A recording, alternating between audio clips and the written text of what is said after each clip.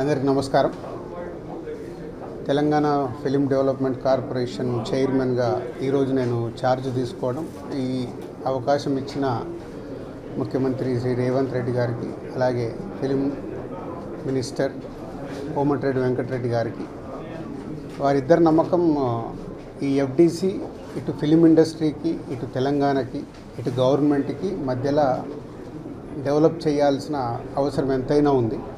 ఎందుకంటే ఒకప్పుడు ఎఫ్డిసి అంటే సినిమా ఇండస్ట్రీకి అన్ని రకాలుగా సినిమా ఇండస్ట్రీలో ఇన్వాల్వ్ అయి ఉండేది. సో మళ్ళీ ఆ పూర్వ వైభవం ఎఫ్డిసికి తీసుకురావాలనేది సీఎం రేవంత్ రెడ్డి గారి ఆలోచన. సో దాని గురించి నన్ను ఎఫ్డిసి చైర్మన్గా నియమిస్తున్నానని చెప్పారు.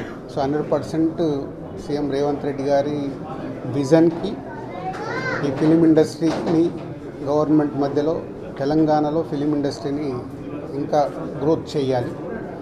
అలాగే తెలంగాణ ఇంతకుముందు తెలంగాణ తెలుగు సినిమాలకి, అలాగే ఇప్పుడు స్టేట్స్ సపరేట్ అయిన తర్వాత తెలంగాణలో తీసే సినిమాలకి ఎంకరేజ్ చేస్తూ ఈ సంస్కృతి, తెలంగాణ సంస్కృతిలో సినిమాలు వచ్చేలాగా ప్రయత్నం చేస్తూ తెలంగాణలో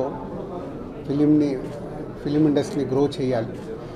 అలాగే తెలుగు ఫిలిం ఇండస్ట్రీ ఇప్పుడు హైదరాబాద్లో, మద్రాసు నుంచి హైదరాబాద్ వచ్చినప్పటి నుంచి ఎంతో తెలుగు ఫిలిం ఇండస్ట్రీ గ్రో అయింది. ఆ గ్రోత్ ఇంకా పెరిగేలాగా ఇండియన్ ఫిలిం ఇండస్ట్రీని కూడా హైదరాబాద్లో ఎన్నో షూటింగ్లు జరుగుతున్నాయి ఆల్ లాంగ్వేజెస్లో, అది ఇంకా గ్రోత్ అయ్యేలాగా ఈ ఫిలిం ఇండస్ట్రీకి హైదరాబాద్ బేస్డ్గా ఇండియన్ ఫిలిమ్స్ గ్రో అయ్యేలాగా చేయాలి. ఇలాంటి ఎన్నో ఆలోచనలతో సీఎం రేవంత్ రెడ్డి గారు ఈ ఎఫ్డిసి చైర్మన్గా నన్ను నియమించారు. సో ఫిలిం ఇండస్ట్రీలో ఇటు Telugu film chamber of commerce కానీ, అలాగే Telangana film chamber of commerce కానీ, ఫిలిం ఇండస్ట్రీకి కావాల్సినవి గవర్నమెంట్ నుంచి ఏమేమి పనులు చేయాలి, ఏమేమి చేయాలని ఎఫ్డిసి వారధిగా ఉంటూ అటు ఫిలిం ఇండస్ట్రీకి, ఇటు గవర్నమెంట్కి, ఇటు ఫిలిం ఇండస్ట్రీ అంటే ఇక్కడ తెలంగాణలో ఉన్న ఎగ్జిబిటర్స్ వాళ్ళకి ఎన్నో సమస్యలు ఉన్నాయని చెప్తున్నారు.